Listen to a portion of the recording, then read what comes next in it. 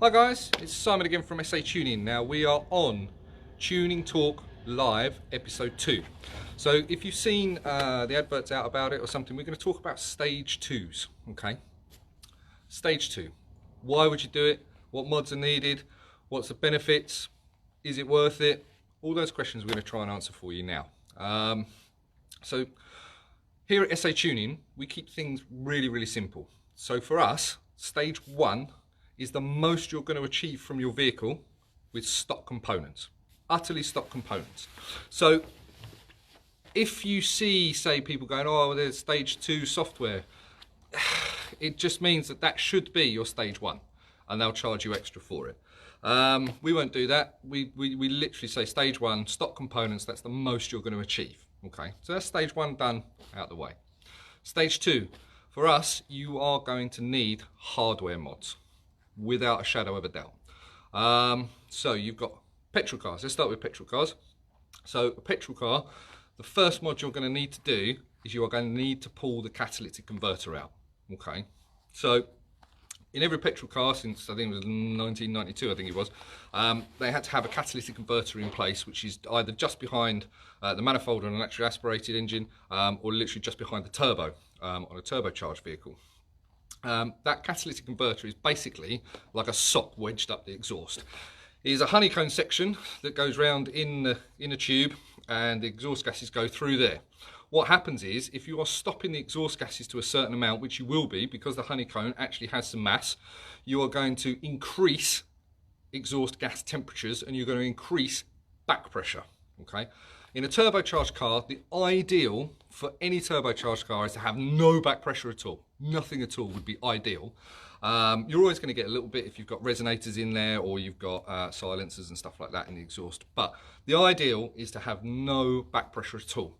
Getting that cat out of the way reduces that back pressure massively. What it also does is reduces the exhaust gas temperatures, okay?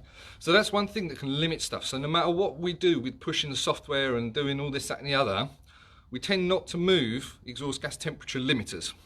The reason being because that is set as where the engine is going to start being damaged. So if you have an exhaust gas temperature limiter set at like 1000 degrees C, if you've still got the cat in place and you wind that turbo up and you start increasing the boost pressure, then that's just gonna literally build those exhaust gas temperatures past the point of 1000 degrees, and it will just go, no, I'm not giving you any more. Doesn't matter what happens, how much boost we ask for, how much this, that and the other, it is not gonna give you any more because it will hold it back on the exhaust gas temperatures. So, the big elephant in the room about removing catalytic converters is going to be the MOT. Realistically, yes, you will fail your MOT if you take the cat out. There are friendly MOT testers out there if you know someone, or the alternative is just put the cat back on, drive to the MOT test station nice and slowly, let them do the MOT and then take it back off again. Yes, that's ag, but yes, that is the only way you're going to realistically get around it. So petrol cars, cat needs to go, whatever happens. The rest of the exhaust on a stage 2 really doesn't matter. It's the catalytic converter that needs to go to drop those exhaust gas temperatures and to drop that back pressure. The next thing you're going to need, see, some cars will and some cars won't. Most turbocharged cars, if we push in stage 2, you're going to need a front mount intercooler. So a lot of cars do obviously have intercoolers, and a lot of them are at the front anyway, but they're quite small. So for example, last week we swapped out our S4 B9 intercooler. Now it was literally like that big, that wide, about that big. The intercooler that we put in it was a Wagner intercooler, and it is absolutely huge, absolutely huge. The benefits of that is the intake air temperatures. They are massively important, okay? So it's like the exhaust gas temperatures, you need the intake air temperatures as well. So what happens with a bigger intercooler is you get a much more frontal area that cold air can pass over as you're driving along, which cools the air that's in the intercooler down. Then that gets pulled into the intake system. The cooler the air, the denser it is, the more oxygen you have, the better explosion. Okay, so that's effectively what an intercooler is doing. Okay, so the smaller the intercooler, okay, and you wind up the boost, so the more boost pressure you get, the more molecules there are compacted down into a small surface area. When it goes through the stock intercooler, that can't cool efficiently as it could do if it had a bigger frontal area. So your intake air temperatures start to go up. When they start to go up, you're chucking fuel in, but the AFR is going to be out because you're not going to have as much dense air as you need. Therefore, the explosion's not going to be as strong enough. Therefore, you're not going to hit the brake horsepower. And that can be quite damaging to engines as well. High intake air temperatures, you're leaning out the mixture, and that is pretty much game over for that. However, some cars have really big intercoolers from stock. So here we've got Anthony Watts. What will I need for stage 2 Mercedes A45 AMG? Now we've done quite a few of those. We've actually got one of our dealers who literally all he does is AMG, Mercedes, A45s, and a couple of the C45s and the smaller engines, the 2-litre turbos, and they've got some really good turbo setups for them. Now for that, stage 2, realistically, the intercooler is really big. The intake system is really good. So you just need the decap, okay? You can put a panel filter in there when you're pushing stage 2. Realistically though, the turbo can only pull the amount of volume that it can pull. Winding up the boost doesn't pull more air in, it just literally compresses it down more. So you can get more air, but it's still the same volume of air, it's just compressed down. And that's how turbochargers work. So with an AMG 45, you're going to need a decap, and then we can turn it up. So that's all that needs for that one. So that's some petrol cars. You're going to need decap and front mount intercooler. Now with our stage 2.litre TFSI packages, for example, we literally just need a decap, but you need a cold feed induction kit. Now the reason that is because the airflow that comes in through the stock box isn't quite enough to wind it up properly. Also, the intake systems just sound awesome. They're fantastic. We use Ram Air Jetstream induction kits on our stage 2s, and they are absolutely banging, and they sound fantastic. If you have a flick through some of our Facebook videos or go onto our YouTube channel, there's a couple of there's quite a few 2-litre TFSIs running that, and you can hear the sound of it. Oh, they're awesome. However, the sound is an added benefit to actually getting the air, being able to flow freely. You're still going to probably, literally the intake isn't really going to give you much more horsepower, but it just, again, keeps the intake air temperatures low before it even goes into the turbo to be compressed. So if you're already pulling in colder air, it means that when it gets compressed down, it's going to be a lesser temperature by the time it's hit the intercooler, and then the intercooler into the intake system, so on and so forth. So stage 2 petrols, decap, irrespective, naturally aspirated turbo, irrespective of the car, that has to go no matter what. Some cars, as I say, have a large intercooler anyway.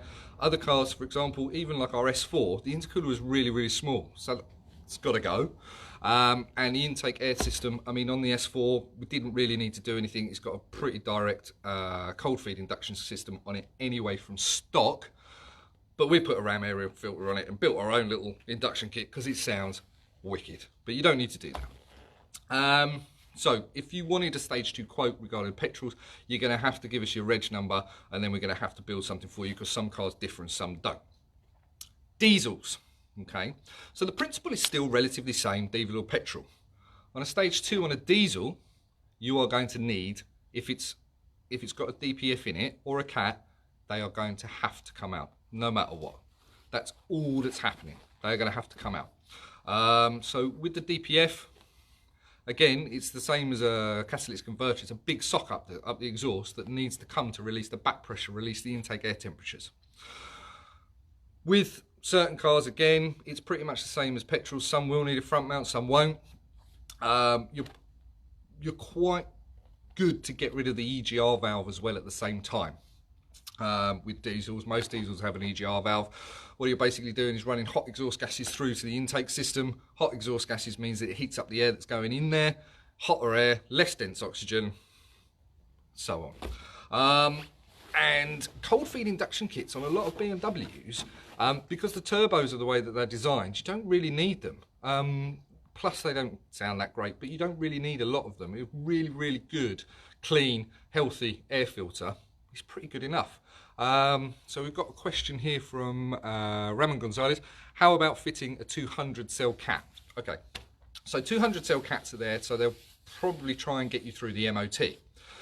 The problem that you have with that is you have still got something in the exhaust, whether it's open like that a little bit or it's closed off, you've still got to get air through there. It's still going to hit stuff when it's in there. So you are still going to cause friction and you're still going to cause heat, no matter what you do. So yes, you could go to stage 2 with a sports cell cat, but you're never going to achieve exactly the same as you would have you not had a cat in place at all, because you're still going to cause friction, you're still going to cause heat, you're still going to cause a little bit of back pressure. So 200 cell sports cats will get you through an MOT to a certain extent. There's still never a guarantee. There are some companies out there that offer them, but some cars will still fail, you know. So you can spend an awful lot of money. Say for example, you know, a D-cat with a sports cell can be £700-800, whereas a full D-cat can only be 350 quid. So you have to sort of weigh up what's important, and there's no guarantee you're going to pass an MOT with a sports cat anyway. So they're kind of the things that you're going to need. Stage 2 is a little bit more bespoke than say a stage 1, because it depends on the mods that you've got. If you say turn up to a tuning company and you've already fitted the mods, well, you know, that tuning company may not have used those mods previously. They don't know the flow rates of certain things, like for example an intercooler. So we use Wagner intercoolers because they do exactly what they're supposed to do. We wouldn't use them if we haven't. We've used others, and the intake air temperatures don't drop as much as they should. And again, as I say, if intake air temperatures are high, it's less dense oxygen, not as big as explosion, less power. And also you run the risk of heating things up too much inside the actual chamber, inside the cylinder itself. And then you can start looking at burning valves, you can start doing all sorts of things, which really is not hot. So yeah, I mean, if you guys got any other questions, please just put them down. Even if it's not about stage 2, just jot them down. I'm more than happy to try and help as much as we can. We have a 2-litre TFSI that we run big power out of. That's literally got no cat. It's got 4-inch from literally the turbo all the way back. It's got no resonators. It's got no silencers. It's got no nothing. So that we've wound up a lot. We've also got a 1.9 TDI Saiya Ibiza that runs stupid power. That has literally got a 4-inch again from the turbo all the way back. There is no boxes, no nothing. We've actually had to point the rear of the exhaust down on the floor because we're running 100% Firad nozzles. So basically that means we're putting through double the amount of fuel that would do from stock, and it just leaves dirty great lines on the floor. Whereas if we have it poking out, it's just going to literally cloud everybody with huge amounts of smoke. So for you to get good power, you are going to need mods. Stage 1, same maximum you're going to get from stock components. Stage 2, now it does depend on the mods as well. Is it worth it? Well, some cars yes, some cars no. Some cars you'll get maybe 10-15 horse extra on stage 2, and that's a lot of it down to the DPF being gone on diesels, say for example, or the cat being gone on naturally aspirated cars. Turbocharged cars, turbocharged petrol cars, you normally get a little bit more. It's the way that the turbos are designed and the way that they operate. But diesels, when you start really winding them up, because you have to be careful now of MOTs with DPFs out, as some of you may have seen my rant about DPFs. You know, it's the smoke limit. As soon as you start pushing to stage 2, the smoke limit's going to go up, because we are going to start chucking through a lot of fuel, and there's nothing there to stop it. More fuel, more smoke, more power, but it's always a way up between what you actually want out of the car. Do you want to be able to use it as a daily, be able to go through an MOT without any aggravation and pass, you know, and just use it all the time? Or do you just want to use it at the weekend and then hope that you know somebody that can get it through an MOT? It's really a way up of what's best for you guys, really. I mean, we're going to go stage 2 on the S4 B9 when that's released, the protocols. I use it as a daily, but we're using it as an experiment as well to see what we can do and what we can get. I personally don't care whether I'm going to pass an MOT or not. So it's down to you, really. So naturally aspirated cars, stage 2, is it really worth it? Not really. I'll be 100% honest. Purely because you don't gain an awful lot from stage one. You release some back pressure. At idle, it may run a little bit funky because there's not enough back pressure. It needs a bit of back pressure, otherwise you pull the exhaust gases out a bit too early. Turbocharged cars, as I say, yeah, mostly it's worth it. If it's a petrol, 9 times out of 10 you can get quite a bit more. So the gain, however, from say stock to stage one, let's say for example we'll pick so we'll pick a 335D X-Drive, like the new ones with 313 horse. What would happen, so from 313 horse you're going to get to about 360, 365, something like that on stage one. You know, so we're talking sort of nearly 60 brake gain. Stage two, dependent on the car, dependent on the mods, so we do a stage 2 package for those, so it includes DPF, EGR, front mount intercooler. BMWs run quite high intake air temperatures anyway from stock, so if we can pull those down, we can start making some more horsepower.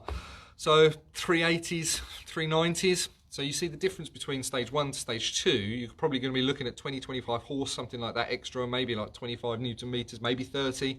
So the gain isn't as much, but the gain from stock obviously is going to be bigger. So stage 2, if you're just chasing figures, you can start costing yourself a hell of a lot of money. If you're just literally chasing a figure that you go, right, I want that figure, no matter what happens, you are going to start chasing your bank balance as well. If you're after a drivability or the way that the car feels, which will be different to stage 1, then yeah, stage 2 is awesome. You know, it doesn't really matter what car it is, there is a difference and they do feel different. So even if you think, oh, well, I've only gained 20 horse over stage 1, the way that the car pulls everything in, so for example, you've pulled all the back pressure out, the way that it responds, the way that it picks up, or you don't care. So we've got anti-watts power, roughly what I push from a stage 2. I presume that's the A45 AMG. Off the top of my head, I think they go to about 390, 400 stage 1 from memory, because they're like 360 stock. Stage 2, 420, 425, something like that. So it is only sort of 20-25 horsepower, but yeah. There we go. Right. Bear with me. Bear with me. Whoa. Yeah, most of you are gone, so that's fine. I thought that was going to happen. Okay, so I'm a lot closer to the Wi-Fi now. So there we go. So yeah, what was I saying? Yeah, about 420, 425, something like that from the AMG. What about water meth? Water meth is great. Does it really increase the horsepower? If you're using stock turbos, stock injectors, stock, you know, a lot of the other stuff, not really. It is going to cool your intake air temperatures down. So that's primarily what it's there for. I mean, you can increase the octane of the fuel. You know, a lot of like 95, 97 stuff will go to sort of about 110, 115 octane. But the timing's still going to be the same. You know, you can start pushing the time in advance to the point that it becomes meth dependent. The problem that you have there is, if, for example, meth runs out in the tank in the boot, that's it. You know, you're going to be pushing so much advance and things are going to get so hot inside that you are going to start melting stuff. So meth dependent cars are going to be pretty much, they're going to be for people that probably use them on a weekend, that can constantly look after the amount of meth that you're running. I mean, we run water meth on our diesel. And that on the diesels, it does increase by about sort of 10 horse, but it's because we're running nearly 2.5 bar boost. And we just want to start protecting stuff that's inside. I mean, the intercooler that's in it is literally like massive, but we want to start protecting the internals as well. So running water meth, yes, if you're starting running bigger turbos or higher end turbos or big hybrid turbos, yeah, it's a good thing to have. If you're pushing for physically as much as you can make cars meth dependent. As I say, the problem with being meth dependent is that if you run out, there are systems out there with part of the meth that you can sort of, you know, it will just swap out, but you kind of, to get it to work with stock ECUs, for example, to pull the timing back, to retard everything back to a state before things start happening is quite difficult. So a lot of standalone gear, standalone ECUs, yeah, that's not a problem. They have extra inputs and stuff. So what you can do is you can set it up so that if the water meth gets to a point where it's not going to happen, or you've run out of juice, that will automatically send a signal to that ECU, the stock the aftermarket ECU, and that will start naturally pulling everything back, and it will hold it to a nice at a sensible level where you're not then meth dependent. With stock ECUs, that's pretty much impossible. That's really, really hard to do.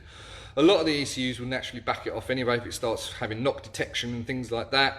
Sometimes when you start getting to knock, if you're doing like 150 mile an hour in fourth gear, like wound it right round to 7,000 RPM, sometimes that can be just a bit too late. So we've got Mark Hine, X5 M50D, stage 1 is about 40 horse gain, but car is crazy fast anyway. Where in the range am I likely to feel the difference? See, XM50Ds are a funny one. Now, they do tune quite well at stage 1, but they're already wound up quite a lot anyway from the factory. Hence, you know, they are pretty crazy fast. Now, we've done quite a few XM50Ds. 40 horsepower, when you're already talking about, I think they're like nearly 400 anyway. 40 horsepower is like 10%. So it's not a huge amount. What you should see is further through the rev range, because they'll start backing themselves off quite early in the rev range. It's the way that torque limiters are set in the ECU, so torque limiters are set in the software. So you should start feeling it pull for harder and longer through the rev range before it starts to back itself off. That's obviously where you're getting your 40 horse gain. Do they feel hugely different? No, it's not like getting a, you know, a 340D, a 335D, for example, 330 to like 360, 370, and then going down the road, because it's the torque as well that comes with those. Oh, mate, 700 Newton meters, oh, it's immense. However, it's the torque that you feel with those cars, because they're really quite round up anyway, the difference isn't there. But you should feel, if the stage 1's been done properly, you should feel it pull for harder and longer throughout the whole range. Stage 2 Corsa E VXR, Ryan. Yes, cold feed, decat, front mount. That's what you're going to need. Decat, Scorpion, I think they do a really, really nice one. We use Scorpion on a lot of our stage 2 stuff because we know that they work, we know that they fit. Some other companies, they don't fit quite as well, or they have little pinch points. If the system isn't designed right, so for example, the curve isn't smooth or it isn't big enough curve for the turbo, if it turns too quickly, what happens is the exhaust gases come out and they hit this point. So if it's like this, for example, I'll go try and do it. So if it's a nice smooth curve, you're going to get the exhaust gases hit lovely and push down. If it's much tighter curve like that, you're literally going to get the exhaust gases hit there and then go down, but they're going to hit this point here. If you've got all the exhaust gases hitting this point here, that is just going to heat up. If you get hot spots, that heat is then going to transfer further down the pipe towards the turbo, then you start raising exhaust gas temperatures, and then the ECU is going to start naturally backing itself off anyway.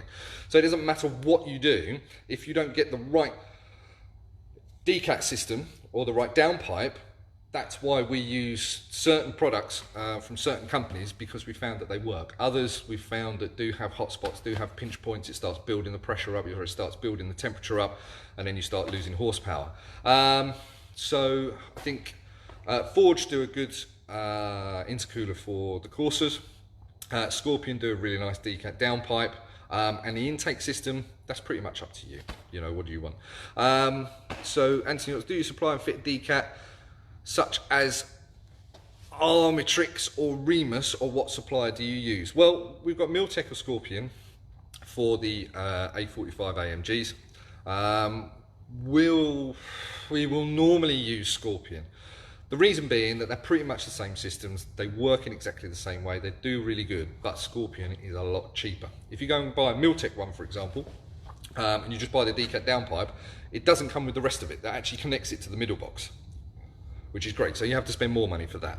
Whereas Scorpion, when you buy the decat downpipe system, it actually comes with all of the pipe, so you can actually connect it to the rear of the system, you're good to go, and I think they're about the same sort of monies. Okay, Raymond, how about getting a cat and stripping the insides out and fitting it to the car? Okay, so that is an option that guys have, especially if there is no decat downpipe available, there's nothing manufactured from any of the suppliers or anybody out there. That is an option. However, if you say, for example, have a smaller pipe, like a 2.5 or a 3-inch pipe, that then goes into a big opening where the cat would have been, and then it all gets pinched down into a smaller opening. So it goes big, fat, little again. All right.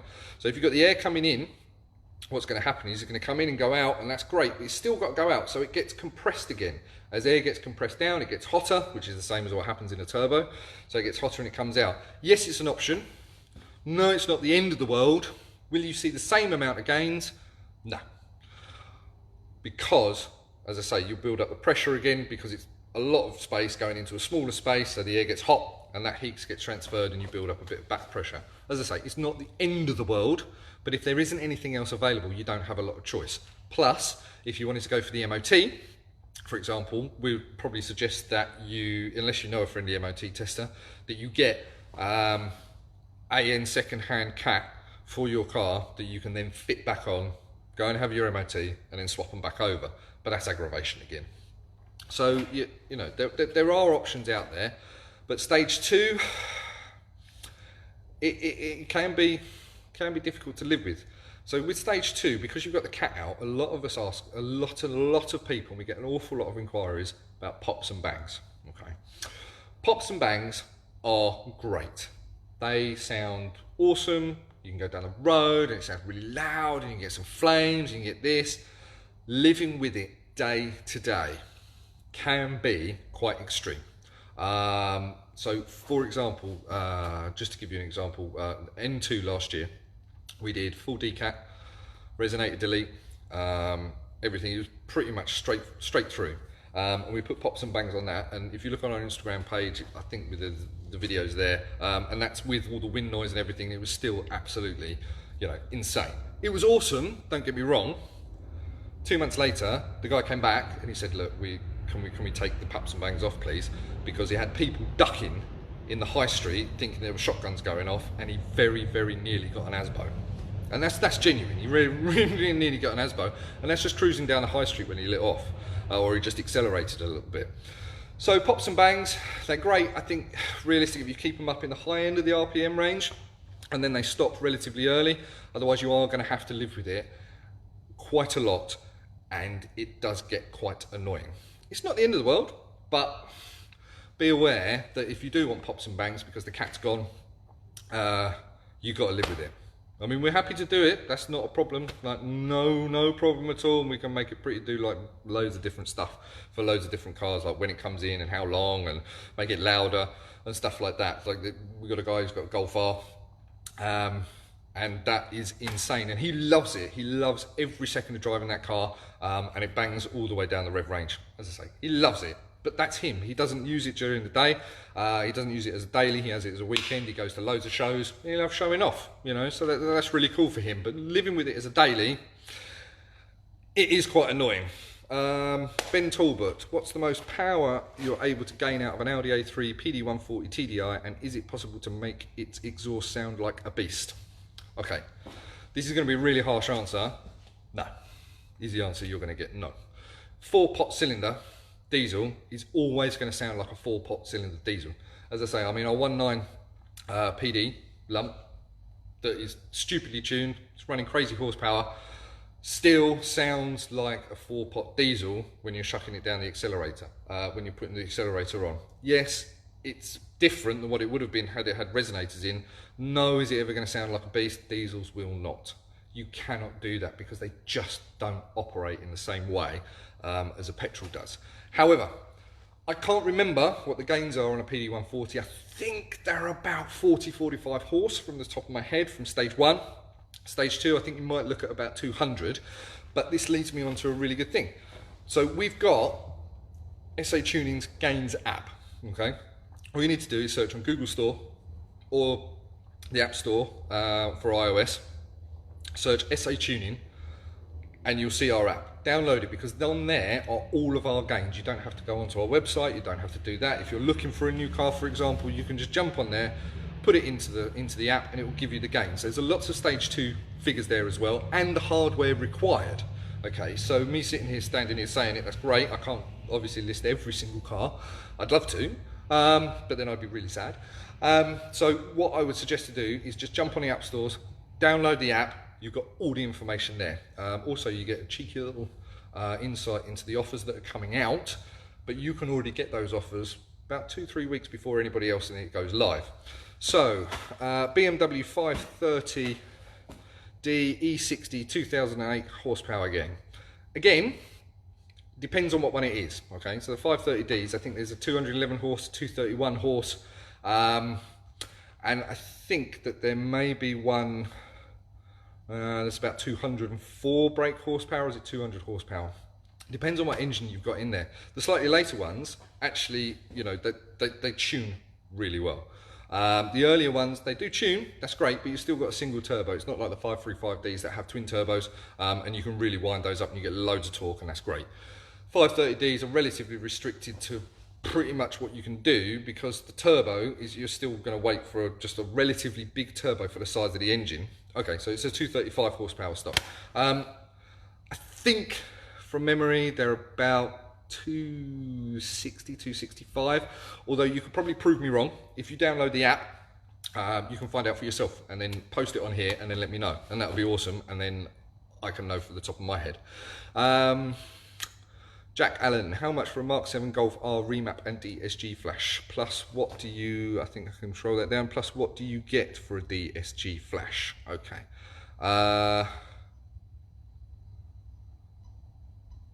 Okay, so we charge for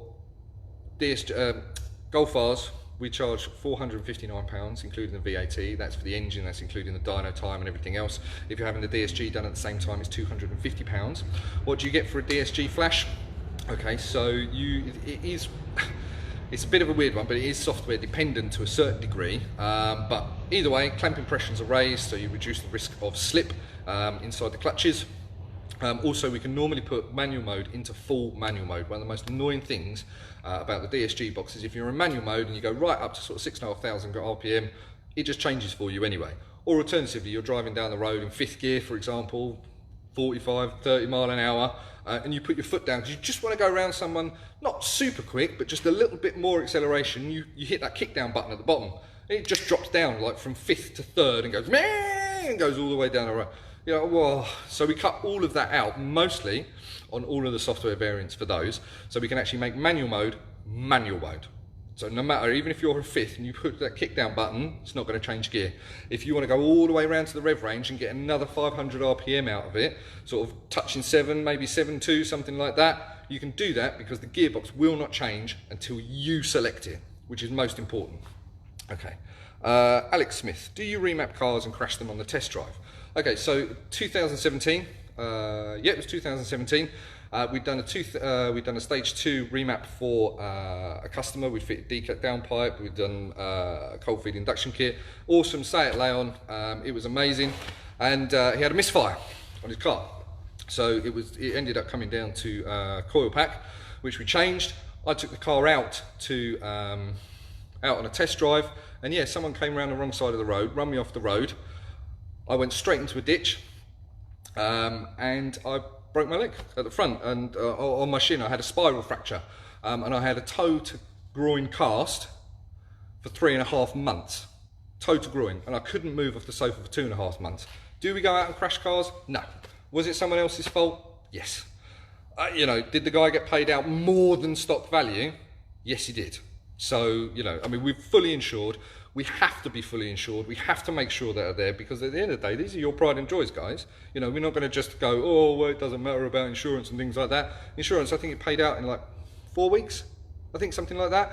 And that was only because we were waiting for other bits of documentation from the guy who owned it. But yeah, paid out, and he paid out more than what it was. So yeah, unfortunately, things happen. That was only at 50 mile an hour, you know, and someone came around the wrong side of the road looking at their phone.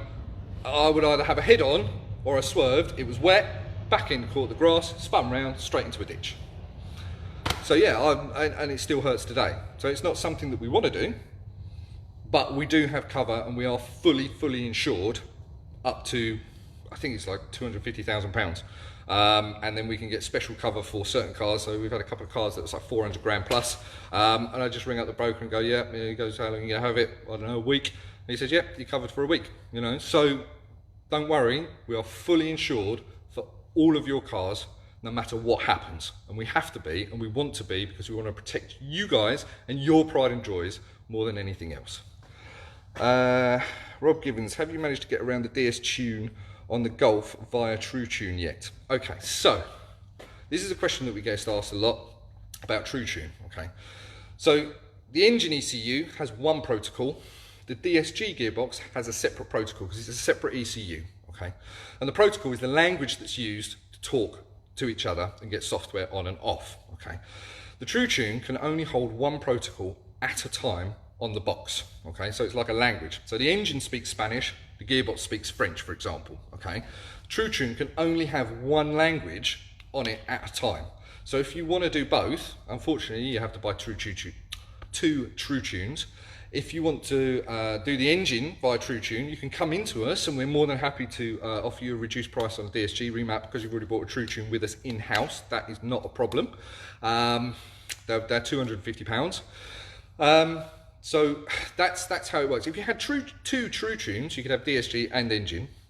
No worries at all, because one will be set to French, which is the DSG gearbox, for example, and one will be set to Spanish, and then you can read and write to both as and when you wanted to. But to have both at the same time, you know, there's only a certain amount of memory on the TrueTune, and there's a certain way that it can do stuff. So no, you can't tune both at the same time using one TrueTune. Okay, so what about Skoda Superb 2016 190 horse? What power can stage 2 and why don't they have intercooler? I think they got water 1 intake. Yes, they run charge coolers. So a lot of new stuff are running charge coolers, which are fundamentally better than an intercooler. Reason being, you can manage the intake air temperatures very easily with water. It doesn't depend on how fast you're going, but doesn't depend on frontal load, or frontal area, sorry, for the intercooler. It doesn't depend on any of those because it's a charge cooler, so you've got water running around it. You can control the temperature of that water, therefore you can control the temperature of the air going into the system. Like big stuff, say like M5s, for example, M6s, they have charge coolers. There are companies out there that are making bigger charge coolers. Okay, so the more area that you have for the air to flow around, the cooler it will be, the more power you make, so on and so forth. But realistically, if you have a charge cooler on your engine, there's no real need to upgrade it for stage 2. You'll be fine. They're so awesome at maintaining their temperatures for the intake air temperatures. You're good to go, don't worry. Stage 2, I can't remember the figures. If it's on our app, download it, go and find your car, and I'm sure it'll be on there. If it's not, if you send us a message, we'll be able to put those figures on there, and so then they're on there for everybody. So that'll be cool. If you guys can help us out and let us know if there's some figures that you're interested in, we can certainly do the research and then we can put those on the app for you as well. So if there's something that's not there, it's not the end of the world, we can always put it on there. Have we got any other messages? Yeah, thanks, no worries, man. You know, at the end of the day, we're here to try and help as much as we physically can. If you've got questions, especially about stage 2s, even about stage 1s, we'd rather you pick up the phone and ask us. At the end of the day, we're more than happy to help and explain as much as we physically can. I think I've said it previously to quite a few customers. If I needed a gas boiler changed at my house, I'd have to take the word of the gas engineer that come round because I don't know enough about them. But I would ask questions. Why is this happening this way? What is it that I can do better, or is there something that we can do to not create this problem again in the future, so on and so forth?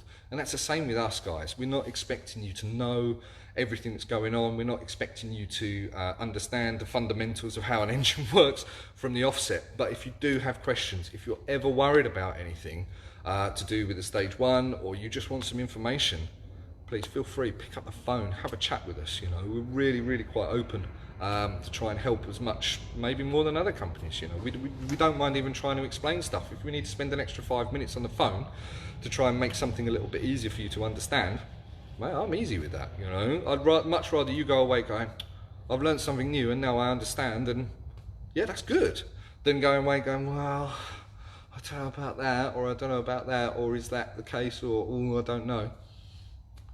Just pick up the phone and ask, guys. You know, it's not a problem at all.